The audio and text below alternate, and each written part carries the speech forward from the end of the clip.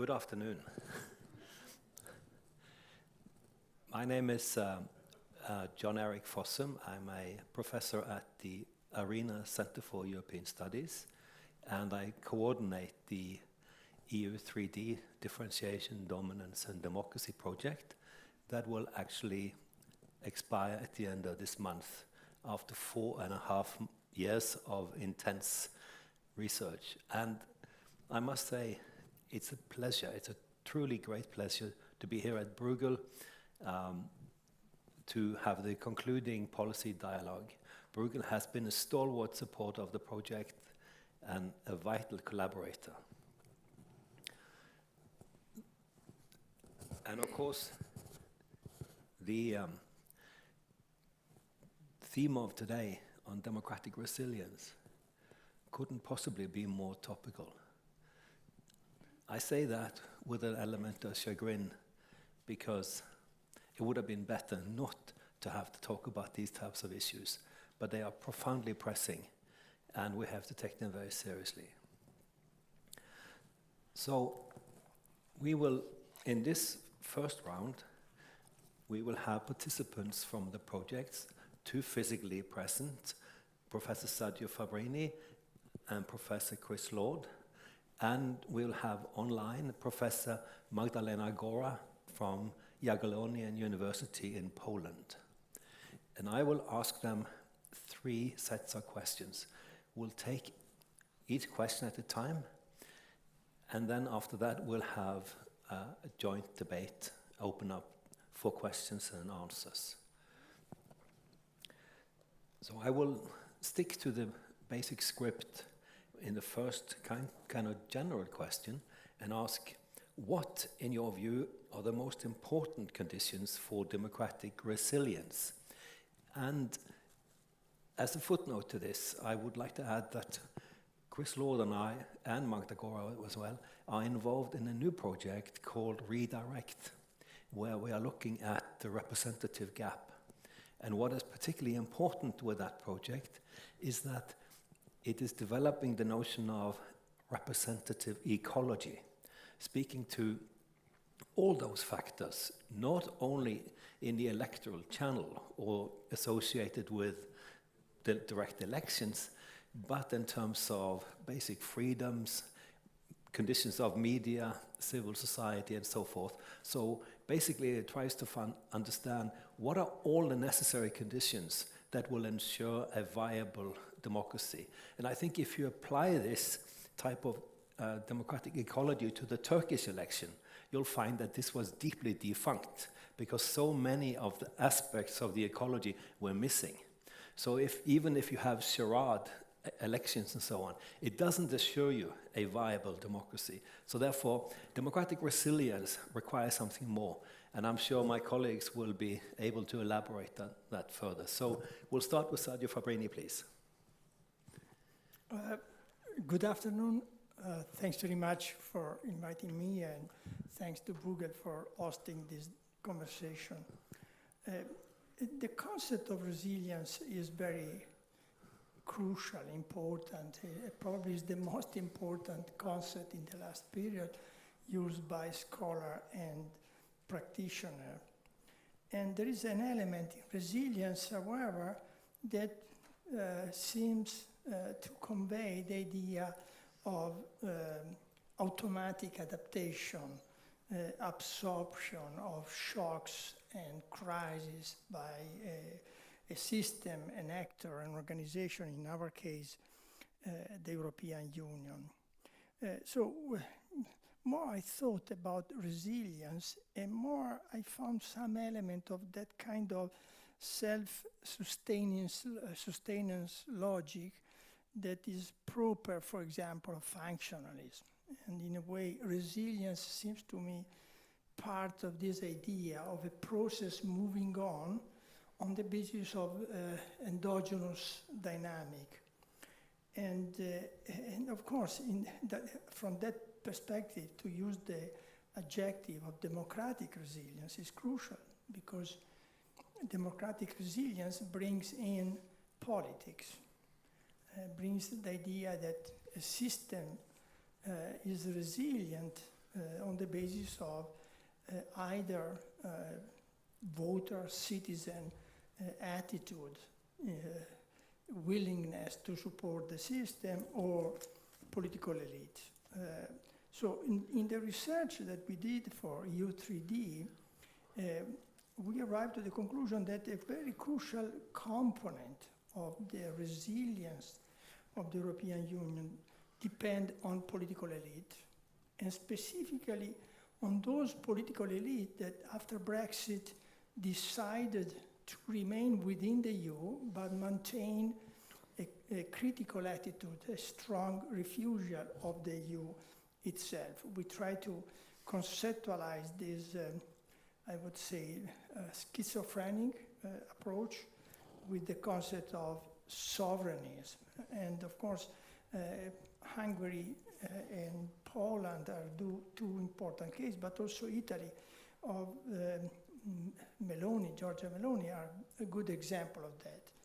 These are sovereignist elite who did a campaign, who got the power against the EU, running against the EU, and then when they enter into government, they have to realize that they cannot leave the EU, and they are looking for a solution of adaptation to the EU. So here, for me, the most important precondition is political elite. The role specifically of the right-wing political elite, and it depends on how they adapt to the logic of integration, or they are unable to do that and they call into question again the logic of integration.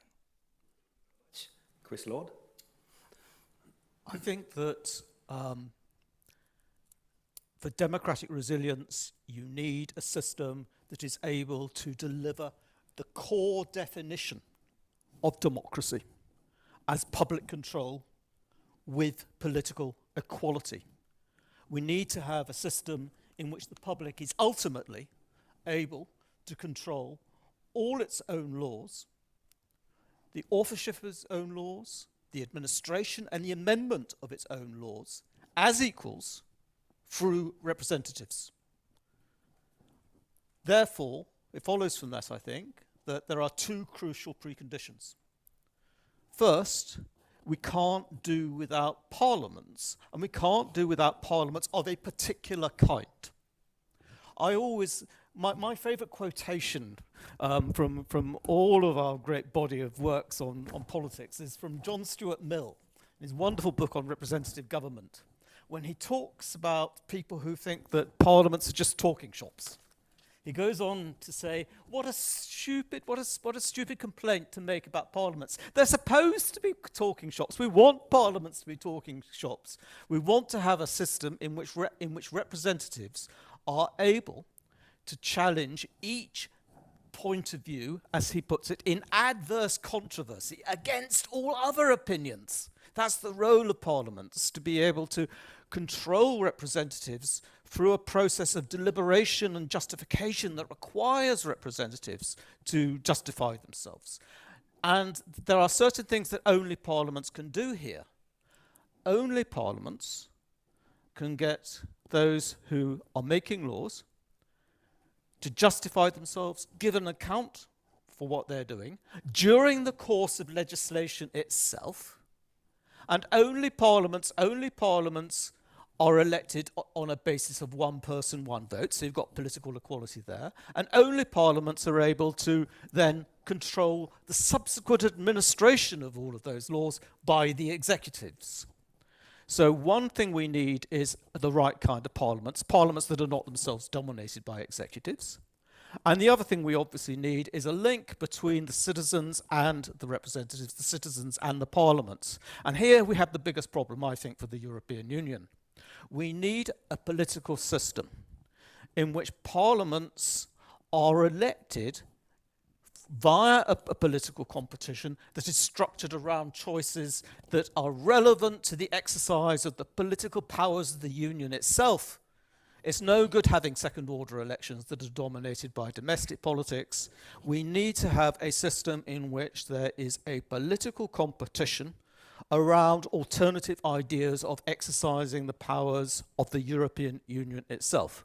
So I think for democratic resilience in general, we need public control with political equality. We need parliaments that are deliberative and are able to compel justifications from those who exercise power. And we need parliaments that are linked to the public through a competition for the people's vote. We have elements of that at the European level. We have a parliament that perhaps is quite demanding and critical in some ways and is able to get people who exercise power through the European Union to explain themselves. But we don't have the second bit. We don't have that link to the voters through elections that structure choice around choices that are relevant to the exercise of the union's own powers. So that would be my answer. Yeah, there is something distinctive also about this, also about parliaments, and that is the notion of political judgment. It's not expert judgment. There is a distinctive character to the political process that comes up with a reasoned reason or a line of reasoning that is attentive to the democratic issues, and I think that is political judgment, and that's a term that I think we really need to pay more attention to. And Magda, please. Thank you very much. Can you hear me? Yeah. Very good. I would like to follow what where Chris finished. Since we conducted analysis of almost 200 plenary debates on the future of Europe in the period of 2015 and 2021 in 11 national and European parliaments. And what that study demonstrates is that as regards the past debates, and we assume that some of these trends may reveal itself very soon during the campaign before the next European elections, is that the national debates are very much driven by specific issues relevant for local constituencies. And that the migration crisis was one of the most relevant issues in many national contexts, and it seems to be the one. So national parliaments are very interested in a very local perspective. That is, of course, understandable because this is what they do. But nevertheless, the second observation is that the dynamics of political conflicts in the national scenes determine how the debate on future of Europe was unfolding in the past. And in some of the studied cases, the politicization of European integration was steadily growing. And politicization of European integration was bringing more attention to the issues of European integration. But at the same time, the process was resulting in increased polarization of views that in our view may actually lead to solidifying those polarized perceptions of European integration and impact the overall support for the integration. And that is something that requires further attention, specifically that as literature confirms and our research confirms, there are specific groups of actors, particularly located at the fringes of political spectrum, that are actually using specific frames to increase that polarization of views on European integration.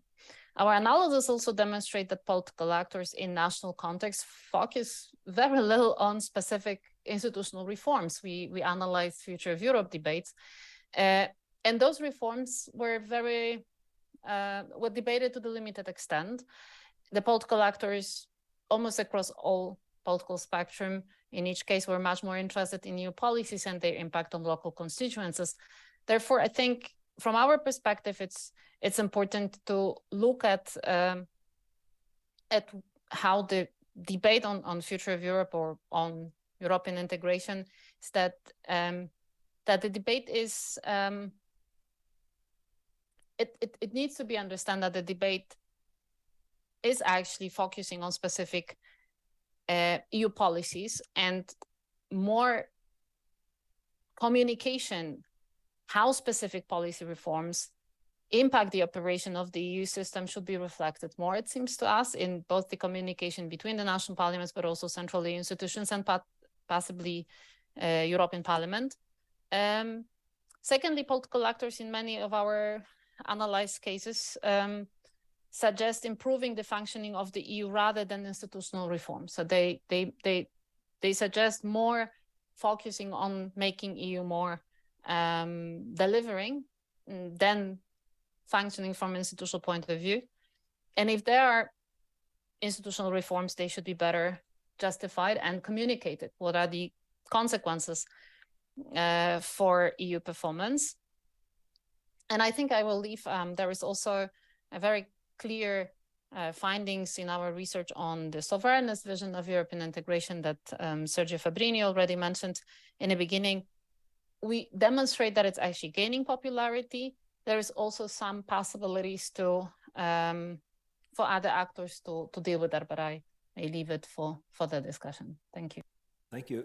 And just let me say that the report is available for download at the EU3D website under publications. We have a number of reports, and you can just enter that and download the entire report.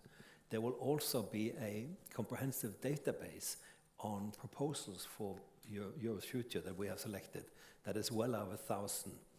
This will be available in a few weeks from the website to be analyzed. Okay, I'll move on to the second question.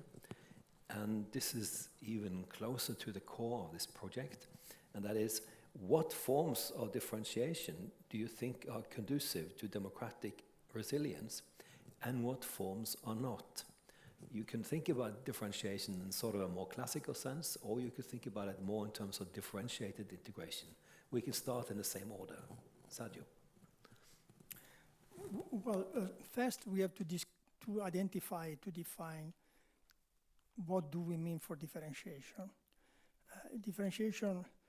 If differentiation means that certain member states are allowed to wait before entering in a specific policy regime, or are allowed to opt out from a specific policy regime because of their inability to meet the requirement of the acquis communautaire or the request of the functioning of the market, I think that kind of differentiation is quite physiological, as John Eric explained. This is part of also nation state.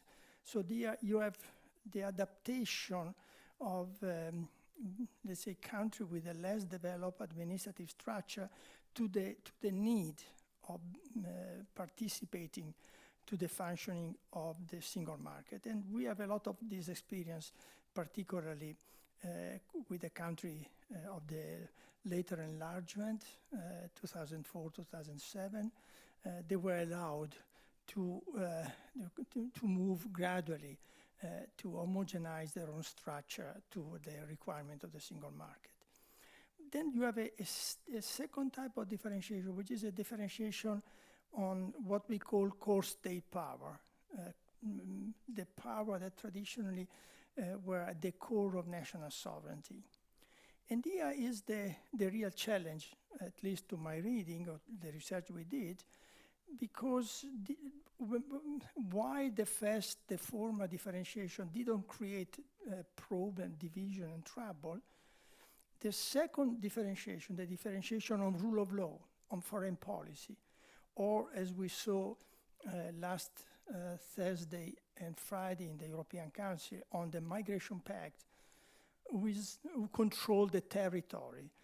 This kind of differentiation goes to the core of sovereignty. There, the member states regain or reclaim to be sovereign on keeping control of their own border, deciding what is for them the rule of law and so forth. This kind of differentiation, in my view, is difficult to manage, is very dangerous, and I think makes the European Union much less resilient than we expect. So, to my reading, the challenge of the European Union is the fact that we have, for the very first time, not general politicization, but we have a politicization on sovereignty. Sovereignty has become the dividing line between member states. And when you raise the issue of sovereignty in a post-sovereign organization like the European Union, then I think you enter into trouble. And this is why the European Union cannot be a traditional parliamentary system where the division is between left and right, and you have across the board, you have social democratic or Christian democratic parties, and the European Union is more than that. You can have some left and right as in classical parliamentary system, but the division are between states and between national culture and between national sovereignties. So we are talking about an organization which put together Malta with more than 400,000 inhabitants and Germany with 82 million inhabitants. And if you, this kind of organization should be represented by parliament, of course, that means that the majority of the small and medium-sized states will disappear in the decision-making process. So it is much more complicated. It's not the projection of the nation state experience. It's more than that. So in that case, I think we are into trouble. Because if you raise the issue of sovereignty, we don't want migrants. We don't want asylum seekers, as Morawiecki or Orban said a few days ago, because we want to keep control on the identity of our countries. This is not an issue that you can discuss in a parliament. You have to find other way for solving this issue, if you want to solve this issue. And here come the discussion we raised in the debate, that probably to a certain extent you have to rebalance the competence of the states vis-à-vis the competence of the union. But there are a kind of division that is difficult to accommodate. And I connect to my answer to your previous question. If the sovereigns do not give an answer to this issue, how to maintain their, let's say, sovereignist view in the European Union, it will be very difficult to create a stable organization at the European Union level. And the EP election would not touch this issue. And they will be quite lateral to that issue. I think how far differentiation is a problem depends very much on what kind of democracy, what kind of democratic control we want. In the case of the European Union, how we want the European Union to be democratically controlled. And perhaps there is a very simple choice between the idea of the Union being democratically controlled via the 27 democracies, via its 27 member state democracies, versus the control of the European Union through a democracy at the European Union level itself. So either we have the control of the European Union through the democratic systems of the 27 member states, or we have a democratic a system of democracy, of public control and democratic politics at the European level, complete with a strong European Parliament, a strong system of European parties, a European public sphere, all of the things that we would require of a complete democratic system. Now, how far differentiation, I think, is a problem depends very much on how far we choose between those two ideas of a democratically controlled European Union. Differentiation is probably more of a problem if we want a single system of democratic politics at the European Union level. If we have that, if we want that, then we're going to have problems with congruence. We're going to have problems of congruence between representatives and the represented. We're going to have problems of having an integrated public sphere, a single democratic debate at the European Union level. So, you know, superficially at least, it seems as though differentiation is going to be less of a problem if we seek to control the European Union democratically via its 27 member democracies. But I say superficially, only superficially, because it seems to me to be a great mistake to believe that if you want to control the European Union via its 27 national democracies, you do not need a strong European Parliament. I think to the contrary, that if we want to control the European Union through its component democracies, we do need a strong European Parliament. And here's why. It requires a great deal of expertise to scrutinize the European Union and bring its institutions to account. So the time that national parliaments spend on trying to scrutinize and follow European matters is time they cannot spend on bringing their own governments to control. There's an opportunity cost for them in trying to follow what the European Union institutions do. In contrast, the European Parliament is full-time specialised in scrutinising the European Union, trying to get decision makers to justify themselves. And of course, it's able to build up expertise over the time on how all European Union policies work. So I think even in a world in which we ultimately expect national electorates to bring their own governments to account, and we ultimately expect national parliaments to bring their own governments to account, we still need a European Parliament, because the national parliaments kind of need the information that comes from a process of scrutiny and accountability at the European Union level. So I think that we're going to have problems of democratic control, even if we go for a kind of very differentiated European Union in which we already have a differentiated system of democratic control. It's not the case that we only have problems with differentiation if we're aiming for a single European democratic process and a single European public sphere. I would say that we've got problems. Differentiation poses problems either way, however we construct a democratic system of control at the European level. Thank you very much. Magda, please. Thank you very much. Again, I'll try to bring maybe a little bit of a empirical sort of perspective, in a sense, to add to what my colleague already said.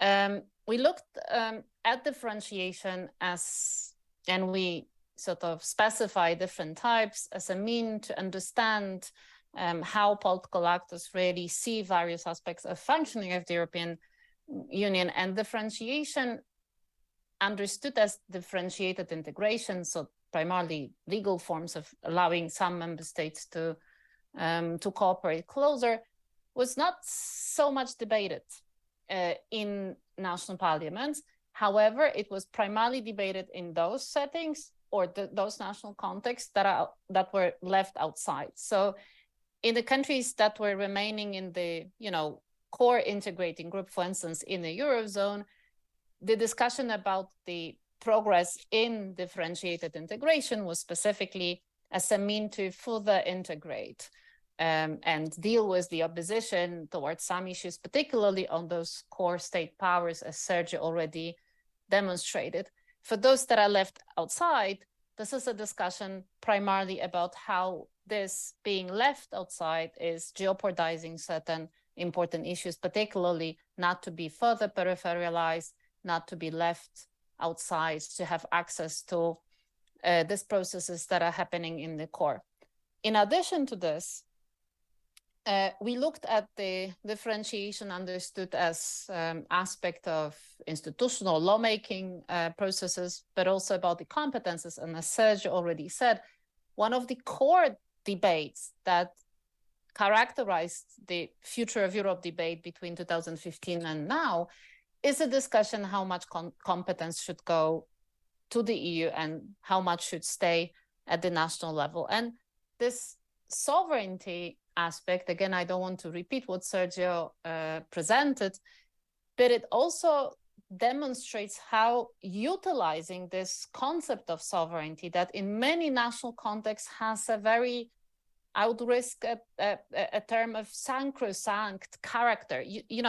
It's something you don't debate because it is a national sovereignty, right? That is very important. That sort of blocks in many instances the debate and allows particularly actors that want to pursue visions that are protecting or actually not even protecting, because it's protection of some of the national competencies, but it's also about, again, I'll use Sergio Fabrini's term, repatriation of some competences from the EU level. And those actors are actually utilizing this sovereignty, symbolic meaning for national constituencies. They are able to argue for this. And I think in that instance, the differentiation demonstrates that this is something that a lot of constituencies are mobilized around. And I think one of the findings that we also found is that the parties that are interested in pushing, or political actors that are interested in pushing integration further, are actually having an issue to find a narrative that can counterbalance this sovereignist narrative in a sense of escaping from something that one may see as a discursive trap that sovereignty is pushing you into. And I think this is one of our finding, is that it's not easy for the proponents of European integration to, not in every context, of course, but in some contexts where sovereignness is particularly relevant, even though it's actually prominent in almost every national case that we studied. It's difficult for the proponents of European integration to somehow counter these narratives or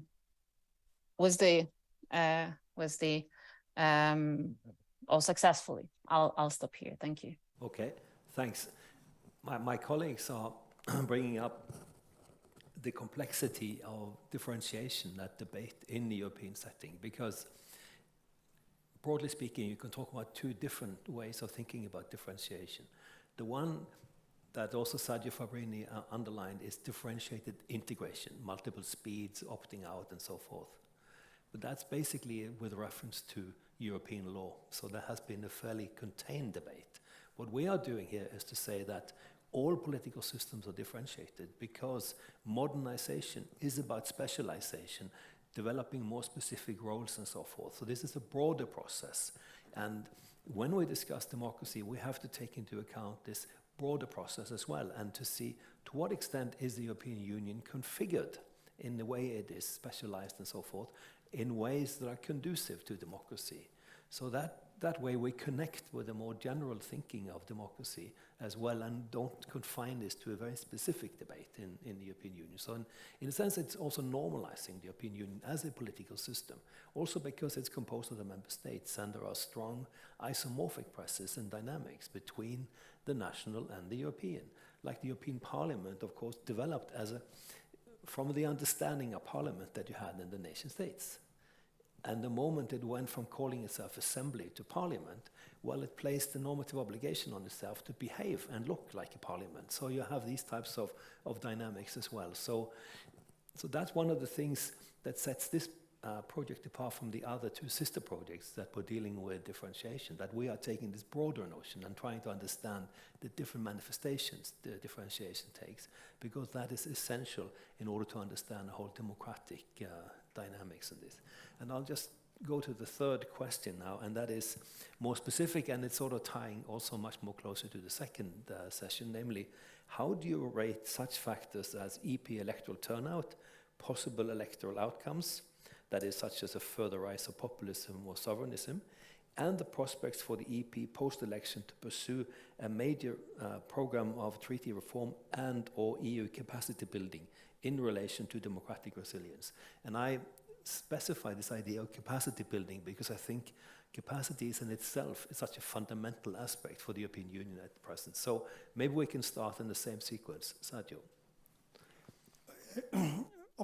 Of course, democracy means to have a strong parliament. There is no discussion, at least since the Glorious Revolution in UK. However, parliament is a species of a genus, and the genus is legislature.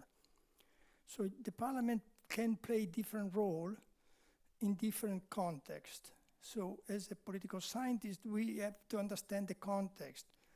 So the parliament in a classical centralizing state building came to place the role of representation and then formation of the executive. So the parliament means to form a government. And in this process, the parliament has increased its own, let's say, myth. De facto is decrease its own power, because the power is basically in the cabinet, in the executive, in the government. Then we have another kind of type of legislature in which the legislature has the role to control the executive, not to form the executive. We, in the comparative politics literature, we call that Congress. The Congress does not elect the executive, but is the main institution for controlling the executive. Comparatively, my mentor, Nelson Posby, I think, wrote the last word in this regard.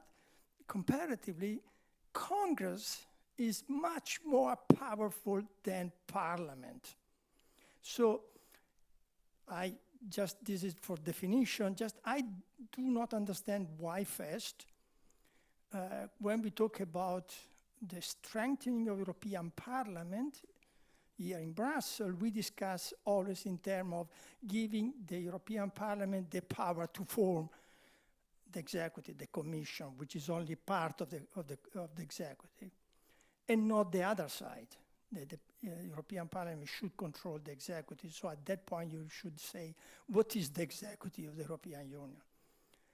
Is only the Commission, or is also the European Council? Indeed, 3 days ago, the executive in this city was the European Council, not the Commission. Because the European Council took the main decision. And there is no other institution at the same level, the same status of the European Council to check the choices of the European Council. The European Council is an international organization, is an international institution, is not a domestic institution, even of a union of states. So, but I want to push the argument because we give for granted that the European Council is a sort of meta institution. Indeed is playing more and more, also the treaty say that, is playing more and more the role of an executive institution. So, to go back to the question raised by John Eric, if we politicize the national European Parliament and thus the choice of the Commission, the Spitzenkandidat, certainly we could increase the participation of citizens to the political process, which is a good news. However, how could we accommodate a politicized Commission with the role that the treaty gives to the Commission? If we have a center-right Commission in charge of the Next Generation EU, in charge of the Stability and Growth Pact, as it was submitted a reform a few months ago, in which the Commission take the decision of evaluating the sustainability of a debt, of a national debt, on its own basis. If we have a politicized Commission in this situation, what kind of resilience we generate? If we have a Commission on the center-right, what would you think would be the reaction of a criticism of a national government of the center-left?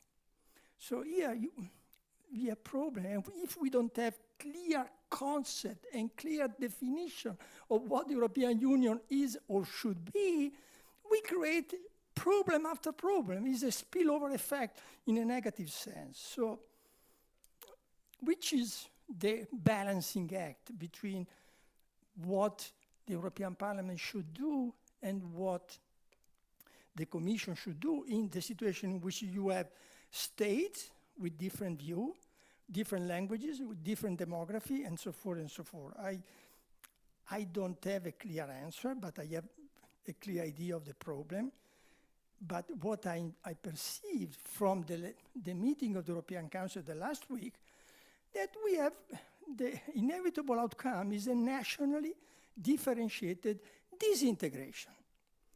We discussed so far regarding the differentiated integration, a group of countries move on, and then you have Poland and Hungary and probably Italy in the future, and other countries that say, okay, on that policy, we don't care.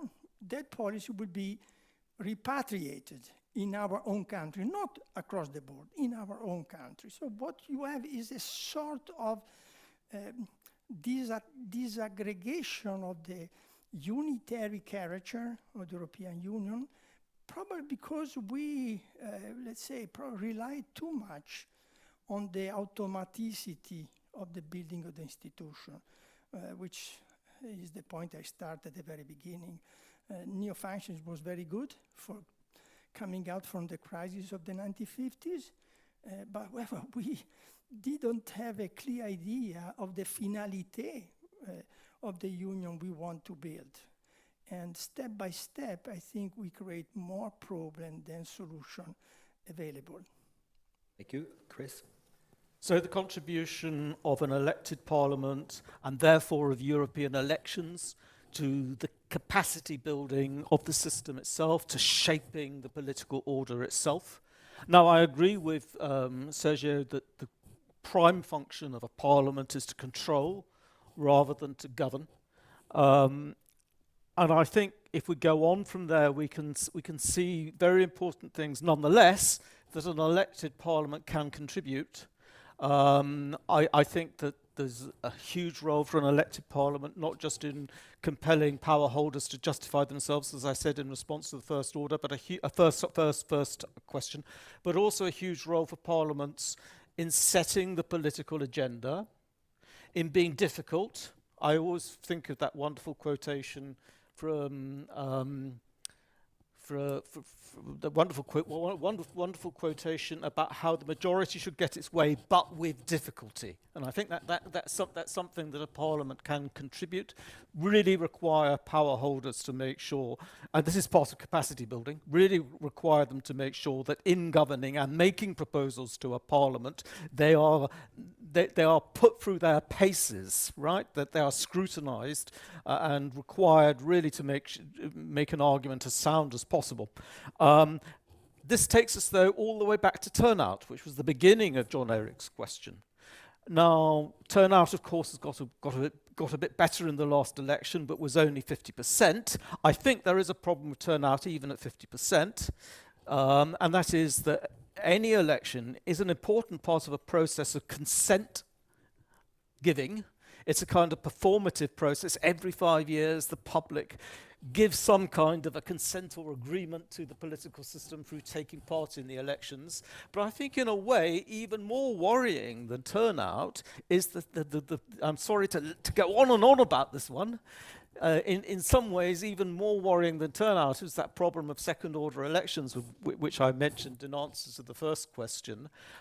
If you do not have an election that is structured around choices relevant to the exercise of the powers of the political system itself, relevant to the exercise of the European Union's political powers, if instead of that you have a set of elections that are mainly still about domestic politics, then you don't have that control and capacity building and consent giving, because the electorate is making a judgment on national governments. It's, the electorate, the voters are not controlling what parties did in the last European Parliament, nor are they controlling what parties are promising to do in the next European Parliament. If the elections are second order, they're about something else apart from the European Parliament. There is no control by the public of what the European Parliament is trying to do, and therefore there is a break in the link in the chain.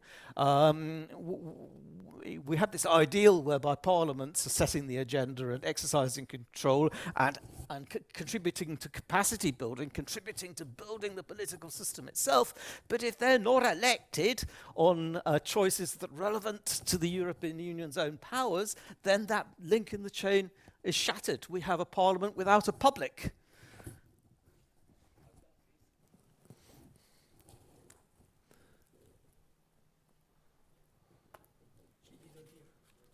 She's coming.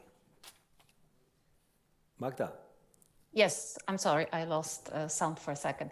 Thank you very much. I would like to second what Chris' last comment was. I think when I look at our results from 11 national parliaments, I think the debate on future of Europe was in a way showing this pattern that the European politics are always second-ordered politics to the national elections. And this debate showed that, this national filter is so relevant that it actually structures not only behavior of parties that are super critical towards European integration, but also the parties that are pro-European or wishes to deepen integration. And my assumption is that this is going to be seen in this campaign and that it is actually problematic for the overall performance of the European political system. The second observation is that it also, the part of, so I think it's not so much about a turnout, it's about that discursively in national context, the European issues are framed so strongly within a national context, and it is understandable, but there must be a way to start speaking about it as a collective system, accommodating those national scenes in a way, if many of the problems that were mentioned in this debate should be tackled. But what I wanted to focus the most is basically the idea of the treaty reform and how that is visible. And again, I think we looked at the different trajectories of the future development of the EU. Some of them were mentioned already. And I think all of them actually, if you look at how political actors in national context speak about it, all of them are very general, and all of them are when it comes to detail, even in the countries such as Germany, and the political actors that are very prominent pro-European players in the narratives, when it comes to details of policies, there are contradictions. As is in the sovereignist narrative, that is maybe even the most inherently contradictory narrative of all of those that we mapped, the federalist, intergovernmentalist, and the sovereignist treated as a separate one. And maybe discussion, so I don't see that much in how political actors perform the will to go for the treaty reforms, at least not the major ones. If there is a discussion about it, it's very much linked to the policy outcomes as something that justifies the effort in a way. And the second point is that particularly for the pro-European integration narratives, to really pinpoint at the fact that some of the proposals at the table promoted by sovereignist actors are actually, narratives that are basically promising the ability to eat a cake and have it at the same time, and this is not feasible. So maybe it's a good starting point for proponents of integration to pick up this issue. Okay, I think that was a nice way of ending. We have depleted our time. There will be more time for questions and answers in the next session. So I'd just like to thank our speakers and also the audience and again the organizers. Thank you very much.